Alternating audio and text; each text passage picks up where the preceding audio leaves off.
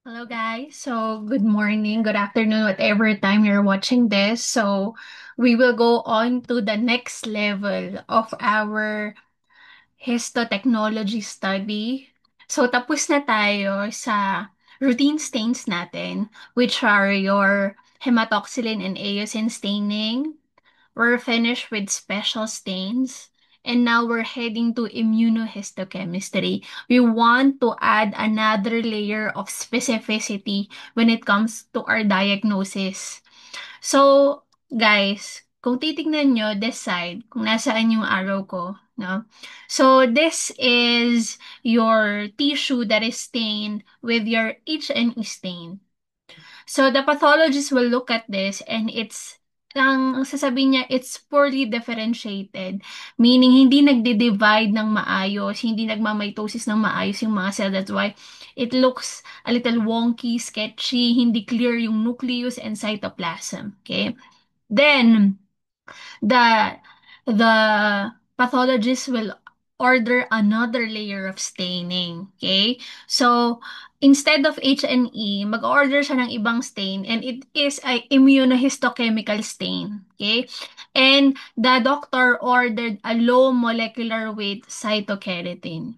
And after staining, the tissue now looks like this. Okay? So, meaning meaning there is a presence of low molecular weight cytokeratin and may gamit to, no, in our diagnosis. Yan. So, mas clear. Yan. There's a very brown color. So, may interpretation to, okay? So, it's a better stain compared to your H&E staining. Okay? So, this is an example of immunohistochem. So, cytokeratin is a marker for squamous differentiation. Okay. So, it with the staining, we are able to put a grade. Yan. So, may definition sa mga oncologists yung mga grading. Ganyan. So, ayun. To further our diagnosis. So, for today, we're going to discuss your immunohistochemistry. What is the definition? What's the theory behind it? What are the uses of it? So, an overview on step-by-step process kung paano ang IHC and the different antigens that could be detected using immunohistochemical stain. So, breaking down the name immunohistochemistry. So, tatlo yan, no? At tatlong major subject natin yan, okay? So, we have immunology. So, it's the study of the antigen and antibodies, the interaction of it. Yung antigen natin, mga anak, these are your tumor cells if it's present in the cell. So, sa immunology, 'di ba, ang mga antigen, it's it is the foreign pathogens that are present in our circulation. And a way to detect it is the presence of antibodies which are produced by our B cells or our plasma cells. So the same thing is true with your immunohistochemistry. So yung tumor cells natin in our tissues, those are antigens, okay? And it could be detected by our reagents which are antibodies, okay? So, for immunohistochemistry, ang antibodies natin, yun yung reagent natin. Okay?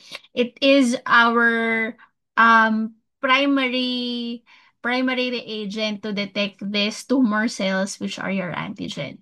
Okay? So, histology, study of tissues.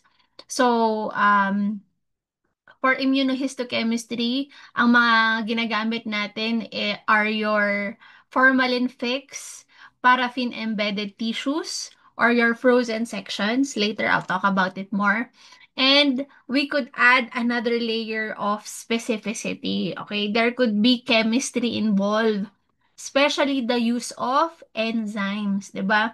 I think in your clinical chemistry, one of the main actors are your enzymes talaga. Okay?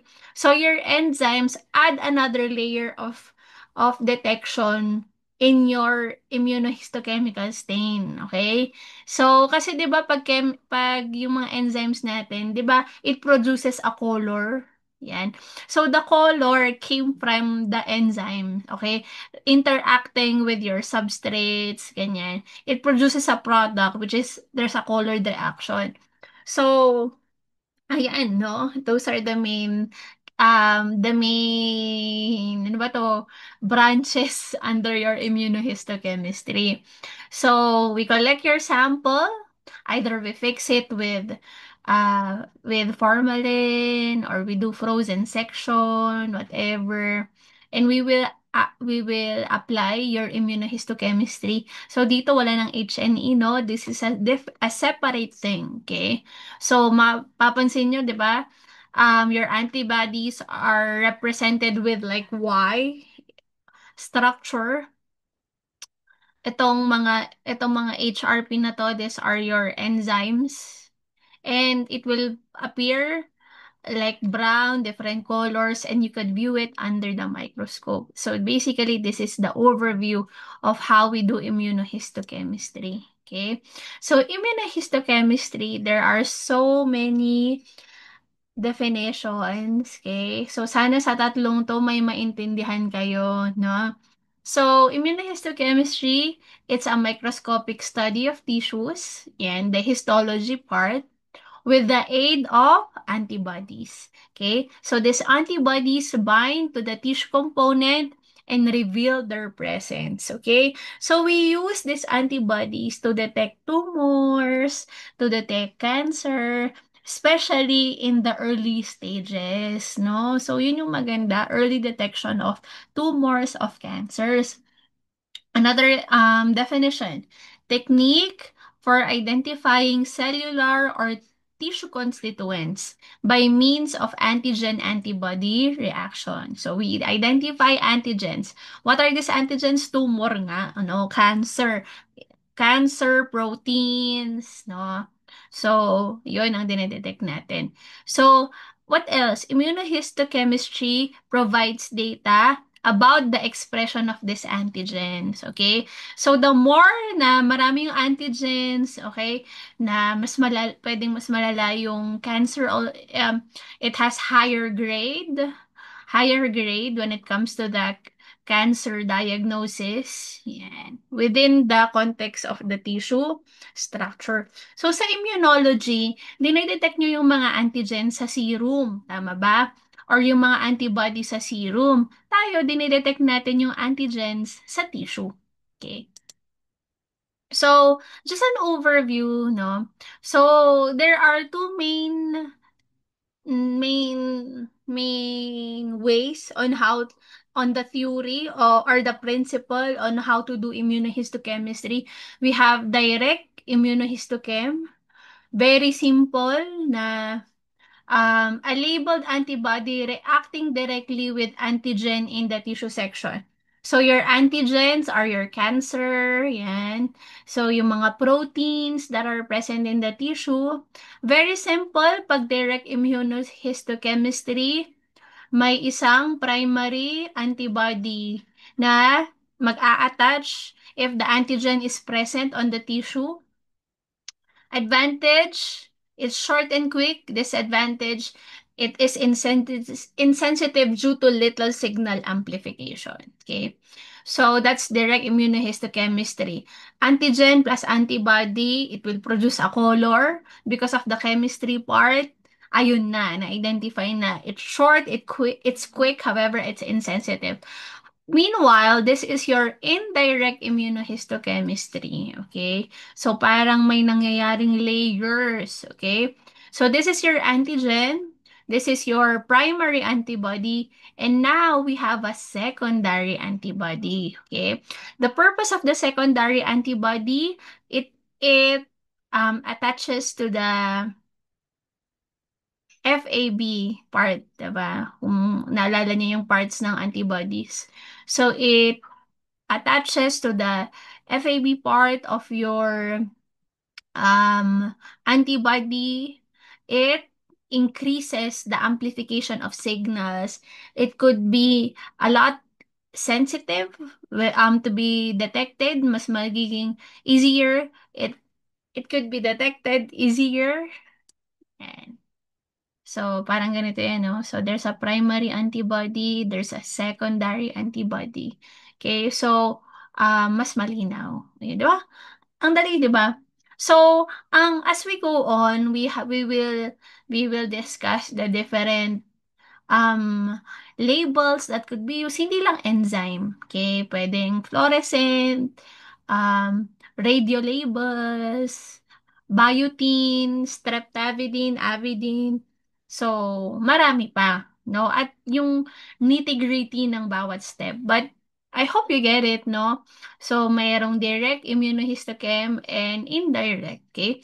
So, mas common itong indirect immunohistochem because, of course, ang habol natin sa IHC is larger amplification, easier to be detected, higher sensitivity. Okay? So, ang ipipiliin natin is indirect staining. Okay? So, that's the overview. So, your antigens, since nakalagay dito, no? So, your antigens, it's found in your tissue. So, if the patient has no indirect negative for the IHC, meaning the antigen or the tumor is absent. Okay? And if there's a colored reaction, yung kanina nakita nyo, a dark brown reaction, not every time brown, no? But if there's a positive reaction, the antigen or the tumor is present, no? So, this is so important, no, in our cancer cases, no, in early detection of breast cancer, yan, different types of cancer. So, ayan, may nga, primary antibodies, they are unlabeled, at yung secondary antibodies, yan, we could attach anything to it. So, application of immunohistochemistry, it could diagnose, na, what else? It could classify tumors, no? From grade 1 to grade 2, grade 3, grade 4, and so on, no? So, yung poorly differentiated, mas magkakaroon ng numero, no? We could able to quantitate the severity of the cancer. Okay? So it could detect micrometastasis, meaning when we say metastasis, it spreads to the different parts of the body. No? So if you could detect micrometastasis, meaning early detection na, no? Hindi pa ganon kagrabe yung metastasis, konti pa lang yung napupuntahan ng cancer, na detect mo na. It could be used as a prognostic marker if the patient has um, a better future, ganun, more chances of getting well, better future, more chances of getting better. It's a marker for therapeutic response if the patient is responding to the treatments. Yan. So, immunohistochemistry gives a chance for a better targeted diagnosis, no? Mas targeted yung pipiliin na gamot kasi alam kung anong protein ang involved, no? So, what else? Identification of infectious organism. So, if they are finding bacteria or virus in the tissue, mga anak, in the tissue, no? We use immunohistochemistry. Immunology pag nasa blood. So the limitations of immunohistochemistry. So just like our histotech, no? So kailangan may experience, no? It is very technical. So there should be adequate training and experience. So critical in standardizing the procedure. So actually dapat may mga control rin, no? Control talaga. So, the availability of antibodies. So, ayun, dapat available yung mga markers, ganyan. Kasi ito yung mga reagent mo, no? So, you could better identify the antigen.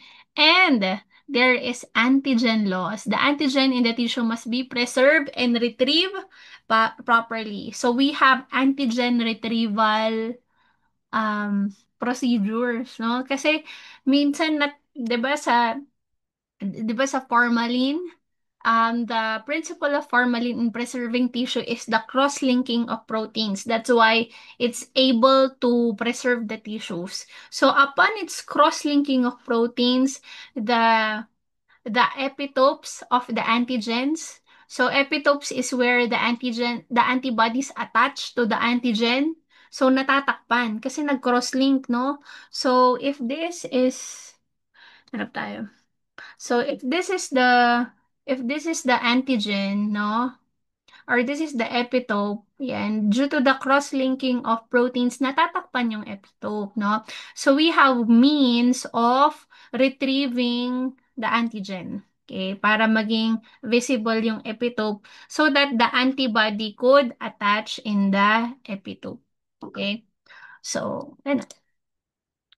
So, napapansin nyo kanina yung sa image na pinakita ko, there are antibodies involved. Okay? So, this is immunohistochemistry. Okay? So, your antibodies could be polyclonal antibodies or monoclonal antibodies. So, these antibodies are produced from the cloning of B cells, no? Yung yung B cells kinlone mo tapos na-activate, yan, it will become plasma cells. And now it is able to produce antibodies, okay? So when we say polyclonal, 'di ba? Poly, more than one. Pag sinabi mong mono, one. One clone, 'di ba? Monoclonal, clone of one. Pag polyclonal, it has a lot, ang clones, marami naman ang clones, no? Pero iba-iba. So when we say polyclonal, the population of the antibodies is heterogeneous, while the monoclonal antibodies are homogeneous, meaning pare-pareho sila. Okay? So, the monoclonal antibody tends to be more specific, okay? Because it is targeting only a single epitope. Okay? So, if this is your antigen, no? Tapos ito yung antibody.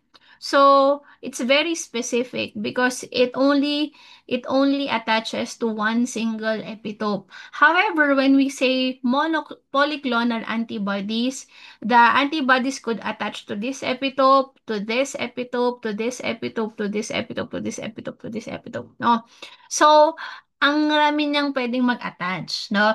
And the disadvantage is has the tendency to cross-react, meaning it could react to other epitopes of antigen, okay, of the antigen. So, this is more cheap to reproduce. However, monoclonal antibodies are more expensive to reproduce. Okay?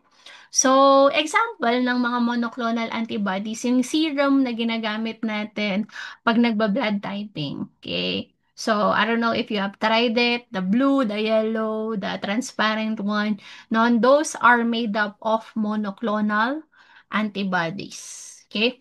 So, monoclonal antibodies are made because of the discovery of Kohler and Milstein, okay, of the hybridoma technique. I think this is one of my most favorite technique sa lahat ng mga pinag-aaralan natin. And we met someone in Thailand wherein this is his specialty, okay, doing the hybridoma technique, which enables him to create different antibodies that is used in Red Cross. Okay? So for the Red Cross in Bangkok, no, it's one of the best. And they are very profitable because they are creating their own antibodies which they could sell to different facilities, ganyan. So mag-uwi sana kami ng mga ano niya, mga ginagawa niyang sira. No, however, we don't know baka maharang sa customs, no. So, what he does is he has different pet rats, laboratory rats, no, and i-injectan niya yung spleen cells ng rat nung antibody na gusto niyang produce nung rat. Okay?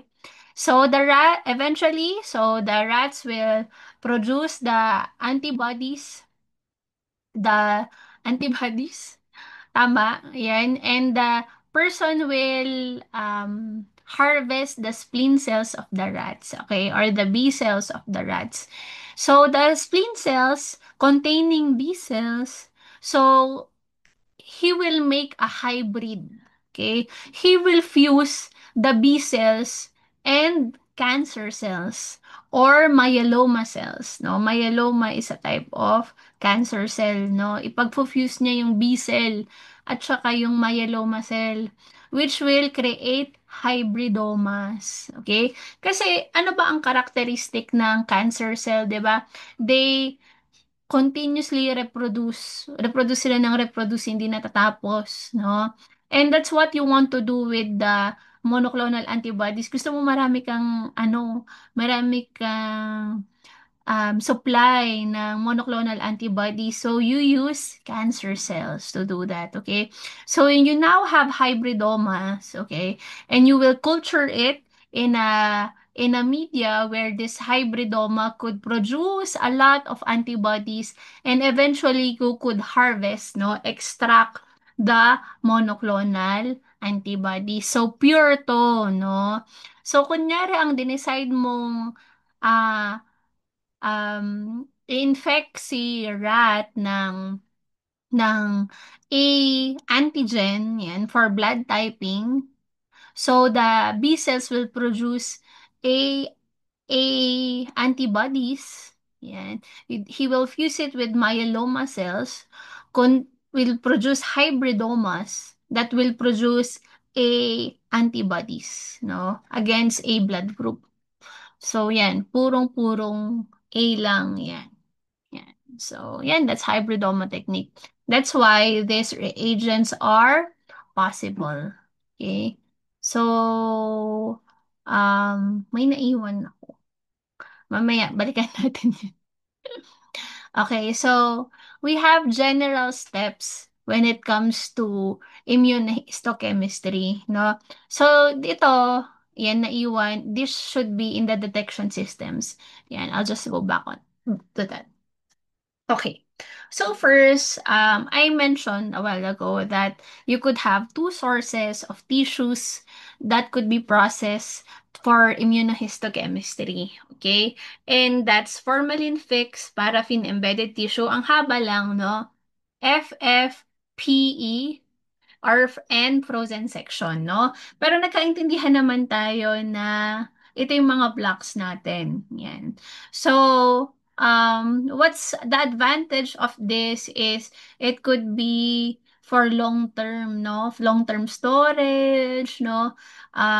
If for me, for my thyroid, my blocks are still with Pines Hospital, no? So I got operated from 2016, no? They're still storing it. So the advantage of using blocks is it will preserve the morphology of your tissues. It's for long-term storage. However, there is masking of the epitope.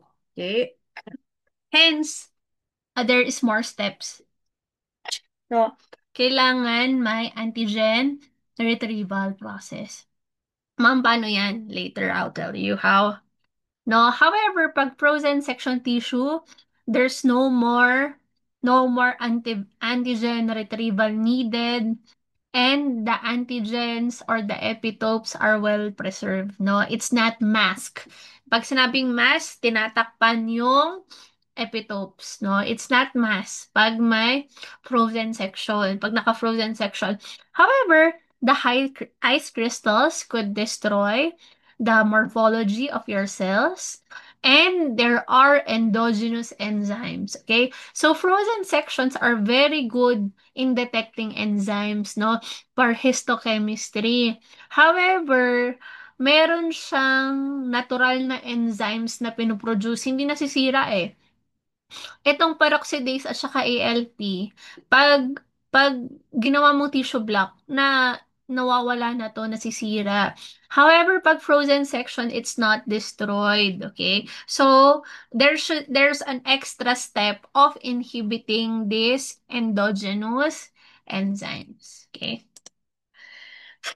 So after choosing anong tissue ang gagamitin mo, kung FFPE ba o frozen section, ito na yung steps, okay? So, number one, deparaffinization. So, deparaffinization is not applicable for frozen section, okay? So, if you use FFPE, you need to deparaffinize it. So, next step is blocking or quenching of endogenous enzymes using 3% hydrogen peroxide with free avidin, no? So, guys, kailangan kong magsulat. So, ito, pang FFP ito, no? Only. Ito, pang frozen section, no, of enzymes. Yan. To cover up the enzymes. This is not a problem for FFPE. Okay? However, for frozen section, kailangan mag-blocking or quenching. Okay? Chendes. Next.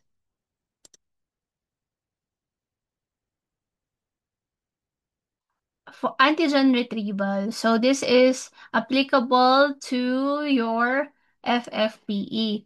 So unmask the antigenic site or the epitope. So what they use is either strong proteolytic enzyme. So when we say proteolytic enzyme, so they break down protein, okay, to unmask the epitope. So either you could use trypsin or protease. So, I'm listening to a webinar about immunohistochemistry, and some epitopes react better with trypsin, some epitopes react better with protease, no? So it's highly technical, it's case to case basis based on the protocol of the laboratory. And I just want to add that when you use proteolytic enzyme, you use a buffer. It could be an acidic buffer or an alkali buffer. So, the same thing, ma'am, ano ba talaga, alkali o alkaline or acidic, depending on the antigen as well. Okay? So, commonly, yan, what I'm seeing is the use of microwave, no, to unmask these antigenic sites. So, yan. And pressure cooker. Okay? So, pero mas madali kasi mag-microwave, okay? Some use water bath heating, steamer heating, or formic acid. Next, blocking or of non-specific binding sites. So, this one, I'm not sure if it's applicable to both FFPE or frozen sections. No? Parang both naman, no? So, from number four steps onward, ano na to? Applicable to na to sa both frozen section or FFPE. Okay? So, blocking of non-specific binding sites. Um, Ito siguro pag gumagamit ka ng polyclonal antibodies, no? It's not a problem if you are using a monoclonal antibody because it's highly specific. But if you want to add specificity, you could use methanol, hydrogen peroxide, or hydrogen peroxide in sodium acid. Next is the binding of a primary antibody. So usually these are unlabeled. While the next is the binding of the addition of your secondary antibody. So your secondary antibody has labels in it. So dito na papasok yung chemistry side. Okay? So these labels allow you to see your colors under the microscope. So, ayun, no? Kung immunology lang ang gagamitin mo, walang kulay. But due to the addition of enzymes, there's a color reaction. Okay? So, enzyme labels makikita mo to under light microscope. You don't need a fluorescent microscope or a electron microscope. Okay? So, we could do it in the laboratory. However, the bad news is I haven't found a supplier that could sell me immunohistochemical stains. Yun. So, common enzymes that are used is hydrogen peroxide and alkaline phosphatase. So, may partner silang chromogen or substrate, no? So for hydrogen peroxide, its partner is DAB. And if it goes together, no, plus the addition of antibody, it will produce a, plus the presence of the antigen, it will produce a brown color. Okay. Alkaline phosphatase, its chromogen is BCIP or NBT. The color is purple. Okay. So ito most probably is hydrogen peroxide stain po yung ginamit dito. No? So, I mean, ginamit siya sa lahat, no? But these are just the different grades, no? So, ito walang brown color, ito may konti, sparse, no? So, the more differentiated it is. Ito naman is for, it has used alkaline phosphatase. Yan, purple in color. So, ito lang. So just to give you an overview, so enzyme plus substrate is equal to colored product. So peroxidase plus DAB is equal to brown. Yan, di ba? So it produces a stable dark brown color, which could be seen under the microscope. So, fluorescent labels. Okay, so fluorescent labels are only seen with the use of fluorescent microscope or confocal microscope. No? So, in your secondary antibodies, ang mag-a-attach fluorescence, not enzymes. So, yan, fluorescein, rhodamine, Texas red, R-phycoerythrin. So the fluorochromes are attached or conjugated to the antibody to absorb UV or a particular wavelength that could be seen with your fluorescent and confocal. Yan. So ito na itong Alexa Fluor, ito yung mga nakikita ko sa mga journal, no, na fluorescent labels. Next, so biotin, streptavidin, avidin. So these are used in combination with your enzyme labels, no? Paganda na ng paganda ang mga detection systems natin, no? The better the attachments in the secondary antibody, the more it is seen under the microscope, no?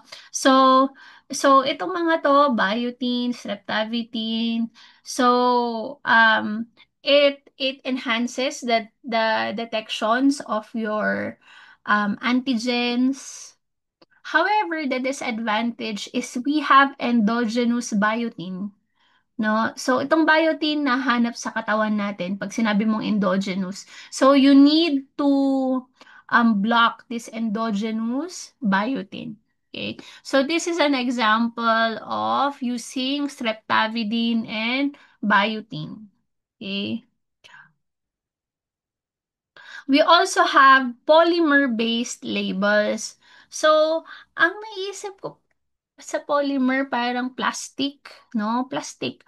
So polymer, so maraming monomer, 'di ba? So mas malaki kasi yung naka-attach sa secondary antibody, it is seen better. Actually, walang secondary antibody pala. It is attached to a primary antibody.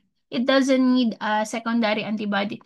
However, polymer-based labels are also a type of are also part of your enzyme label kasi ano pa rin you could see this under the microscope.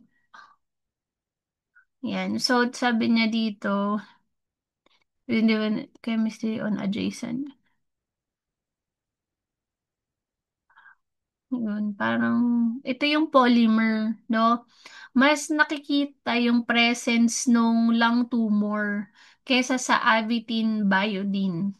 Mas makikita, no? So, kasi ito labanan ng detection eh, no? So, ayun.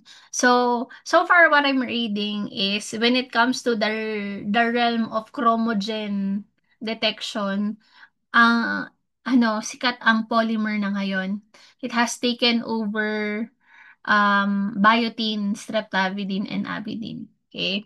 So, ito lang, just an overview of the different labels. No? Meron din tayong radio label, but this is not so popular because even though it's very high sensitivity, no, yung human impact sa workers, sa environment, no, it has a lot of disadvantage.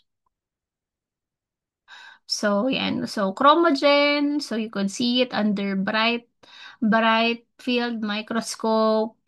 Ito naman ang fluorescent. Okay. So, ayun, detection methods. So, you could be detected through direct detection. Indirect detection, may color. Enzyme-based detection, yan, may color rin, chromogen, fluorescent, formation of fluorophore under your fluorescent microscope or your confocal microscope. Polymer-based chromogen lang to. You could also see it under bright bright field microscope. However, there are machines to automatically detect it and avidin biotin complex detection. Okay? So, this is just an overview, no? Ito yung avidin biotin. Mas malaki yung label compared sa streptavidin biotin. They have both good sensitivity.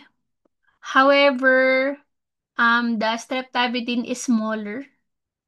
Yan. So, I have a note here na kailangang i-block yung endogenous biotin. Yan. So, compared sa dalawa, para mas okay to, streptavidin. So, compared sa dalawa, mas okay yung polymer. Okay. So, here, this is just like the step-by-step process of your immunohistochemistry. Um, there's not a lot of automation here. Usually, it could be for the detection, may automation doon. Pero kayang-kaya natin gawin to, no? So, for antigen retrieval, they used a pressure cooker. However, you could use a microwave. Okay? So, there are so many antigens, no, to be detected by your antibodies, no? To, baka familiar to, HCG, human gonadotropin, alpha fetoprotein.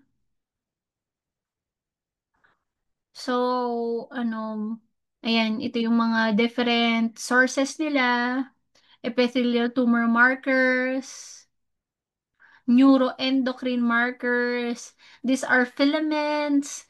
So, filaments are under your cytoskeleton. Germ cell tumors and tumors that that is from your mesenchymal origin. So, I want to give this, no, kasi very specific to. So, in breast cancer patients, or especially if they have a lump, no, pinatanggal yung lump, or nagpa-mastectomy na, we check the lump for these receptors, estrogen receptors, progesterone receptors, and HER2 expression. Okay? So, determining whether the tumor has estrogen receptor or progesterone receptor is so important. Why? Kung positive status, um, kasi itong, kunyari, yung tumor, it's estrogen receptor positive. Ibig sabihin, the presence of estrogen will make it grow more. Okay? So, if a tumor has a progesterone receptor, the presence of the progesterone hormone in the body makes the tumor grow bigger, no? Or make it, metastasize. So, ayun, we want to detect it. So, kaya may mga estrogen blocker or progesterone blocking therapy because of knowing these receptors. Okay? So this tissue shows that the tumor is positive for estrogen receptors.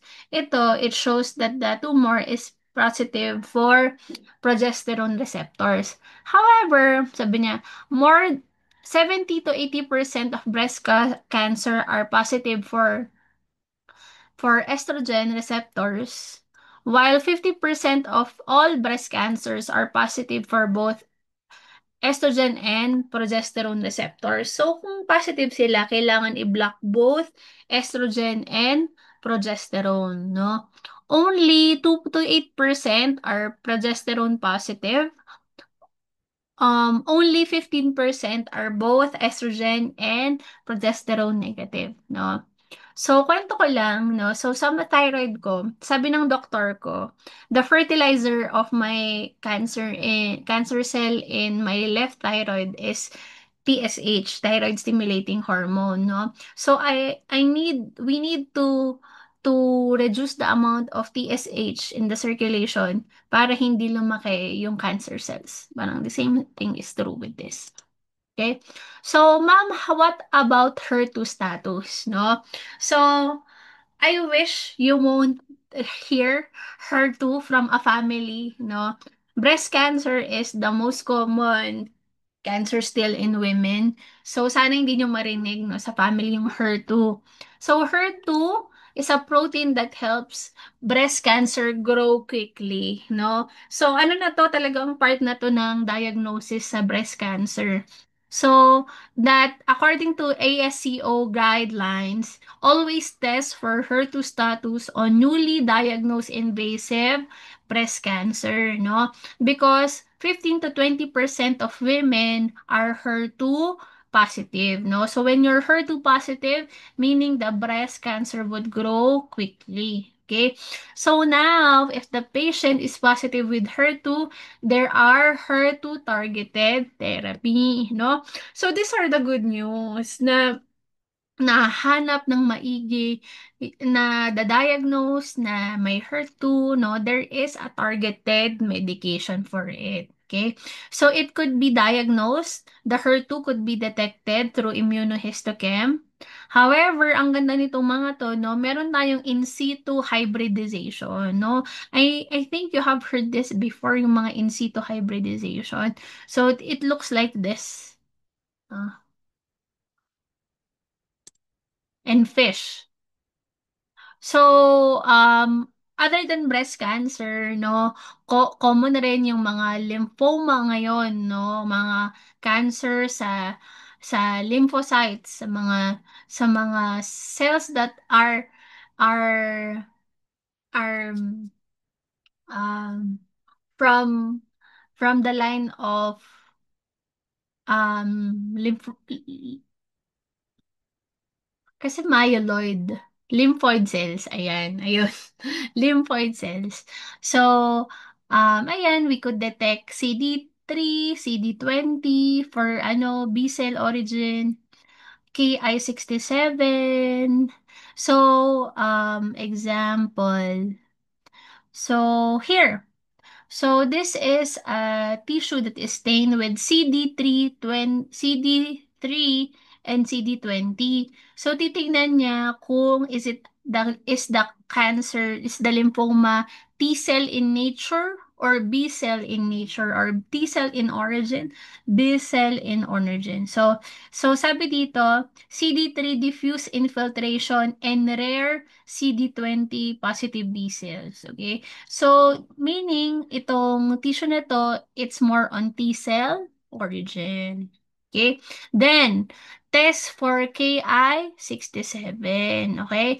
So, Ki67 is a marker of proliferation index. Okay? So, ang raming stain, no? So, meaning, the cells are dividing rapidly. So, ano, pang pathologist na to, no? Pero alam niyo yun, ganyan. Oh. So, TTF1 is for lung or thyroid, PSA for prostate tissue origin. So, we could test PSA in the blood directly. Pero kasi nga itong immunohistochem, no, sa tissue, no. So, we could see the development of the cancer, the differentiation of the cancer in the tissue, no. PAX8, ito, CK7 and CK20. So if it's CK7 positive, it's more on the lung, breast, and ovary. If it's CK20, more on colon. Oh. So, ano, memorize ba namin yan? Sana yes, no? So, para pag nag-review kayo, tsaka nyo na seryoso akong i-memorize lahat. Pero I just want you to have an idea na para sabihin nyo, na-touch yan. Okay, na-touch yan. So, ito, pag kunyari nakakita kayo ng ganyan, so the tissues are positive with cytokeratin. However, it's negative here in vimentin, ganyan. So, it's not soft tissue or connective tissue problem, ganun. Mga ganun. Para malaman yung source ng mga cancer. So, what else? Ito, melanoma. So, melanoma is so prone for metastasis, no? It's so skin cancer na sobrang severe talaga, na poor ang prognosis.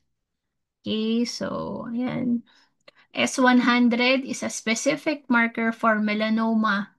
So, if the doctor, no, has seen an abnormal mole. Paano masabi sa mole kung normal or abnormal? A, B, C, D, E.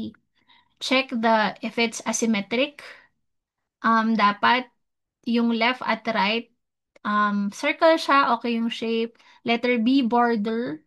So, dapat hindi serrated, dapat smooth yung border. Letter C, color. Letter D, diameter, hindi ganong malaki. And letter E, letter E ba? I'm not sure. Letter D. Hanggang letter D lang maalala ko. Yan. So, S100 is for melanoma, HMB, melanoma rin, PAX8, and CK7 and CK20. Yan. So, ang raming markers, no? So, talagang paganda ng paganda yung diagnosis natin ng mga cancers, ganyan, for targeted therapy. So, that's it. I'll see you again. Salamat sa pakikinig. Bye-bye!